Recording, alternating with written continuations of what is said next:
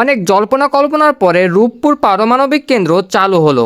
কিন্তু এই বিদ্যুৎ কেন্দ্র প্রতিদিন কী পরিমাণে বিদ্যুৎ তৈরি করতে পারবে, আর সেই বিদ্যুৎ তৈরি করতে যে প্রতিদিন কী পরিমাণে জ্বালানি প্রয়োজন হবে। আসলে এই পারমাণবিক বিদ্যুৎ কেন্দ্রে মোট 2টি ইউনিট রয়েছে, যেখানে প্রতিটি ইউনিট থেকে 1200 মেগাওয়াট অর্থাৎ 2টি ইউনিট থেকে 2400 মেগাওয়াট পর্যন্ত বিদ্যুৎ তৈরি করা সম্ভব। একটা বিষয় জানলে অবাক হবেন, 1 গ্রাম ইউরেনিয়াম থেকে যে পরিমাণে শক্তি উৎপাদন করা যায়, সেই পরিমাণ শক্তি উৎপাদন করতে প্রায় 3000 কেজি কয়লা পোড়ানোর প্রয়োজন পড়ে। আর আমাদের এই বিদ্যুৎ কেন্দ্রে প্রতিদিন 2400 মেগাওয়াট বিদ্যুৎ তৈরি করতে মাত্র 7 থেকে 8 কেজি ইউরেনিয়াম খরচ হবে। এই পরিমাণ বিদ্যুৎ যদি ডিজেল বা কয়লা ব্যবহার করে তৈরি করা হতো, তাহলে প্রতিদিন গড়ে প্রায় 1,40,00,000 থেকে 1,60,00,000 লিটার ডিজেলের প্রয়োজন পড়তো, এবং কয়লার ক্ষেত্রে প্রায় 20,000 থেকে 22,000 টন কয়লার প্রয়োজন পড়তো।